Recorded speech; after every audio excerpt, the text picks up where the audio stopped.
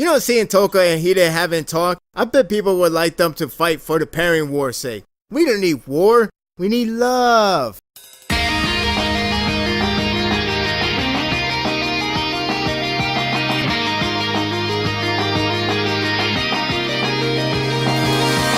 Ah yes, nothing like a nice relaxation before Dragon wakes up. The past chapters were pretty eventful for Ghoul and Human to unite under one common enemy. This chapter is more relaxed and sets up for new interesting dilemma before the inevitable awakening of Dragon. There's a good amount of humorous moments in here. The kids from the underground continues to speak gibberish or broken language, I don't know which, that I still wonder if it's the translator or that's how it was really written in the original. It will be for a while for official release. That said, it's pretty funny to see Toka talking to them in their language. It's like, what is going on? Why is she going with the flow? It's like watching both of them just go like brr, brr, brr, brr, brr, brr. Is this good exclusive language that I miss out? I mean, it looks comical how casual they're speaking, and hell, Monode said it best for all of us. How do you even understand what they're saying? The interesting element out of this is the eyeballs are Dragon's weak points. When they are taken out, the Kagane ceases to function and turns into stone.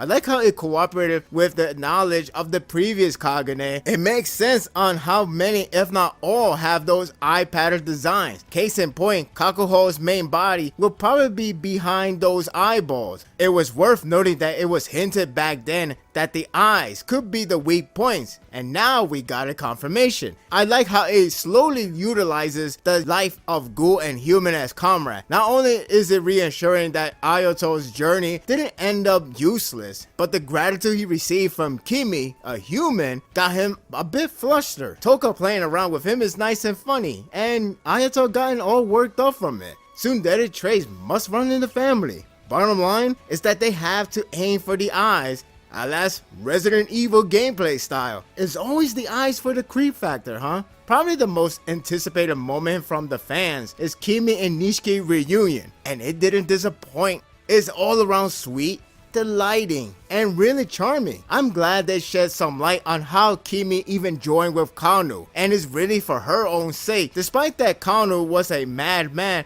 with his method and procedure, his research is hard to deny it as fascinating. That's why Kimi joined him, because of his research, and he was the only guy that has gone this far to discover the possibility of Ghoul and Human as one entity. I'm really happy that Kimi has grown this much in the past 2 years rather than staying as a standard girlfriend. It wouldn't be that bad, but it's welcoming for her character to grow like this. Plus, it connects to her character well with her fascination on Ghoul, and most importantly, stand by with Nishiki without any discomfort. Think it as her dream coming true. I do wonder if she is going to keep the research and continue on from Kanu's exit. I guess the aftermath will tell us. The sweet spot moment is at the end with Nishiki dividing Ghoul and Human apart with Kanaki's destruction. We learn that Nishiki was actually pretty hurt by the sight of Dragon to the point he wished he wasn't a ghoul.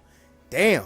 Kimi strikes his heart devastatingly, emotionally speaking, when she twists the words around it and says that Kagane is what makes it ghoul, but their normal present is what makes the person human. The gaze from Nishiki speaks a lot of words considering his character. He's a lucky man to have a wonderful woman like her. This reunion is so well worth the wait. After Sweet Reunion, there is more interesting lore update that begins to make me think that this is more of a setup for the next phase of the series.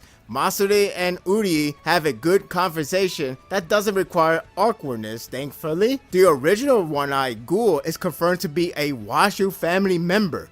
Again, interesting that Washu continues to get more development even with only one remaining. It's amazing that there was a rebellious Washu similar to Arima, and he was considered taboo. I can see why Washu wants to keep it classified. It begs the question if he is still alive now. The stone part from before could only mean on the Kagane, not the user, especially if they have to be aware if Kaneki doesn't change at all.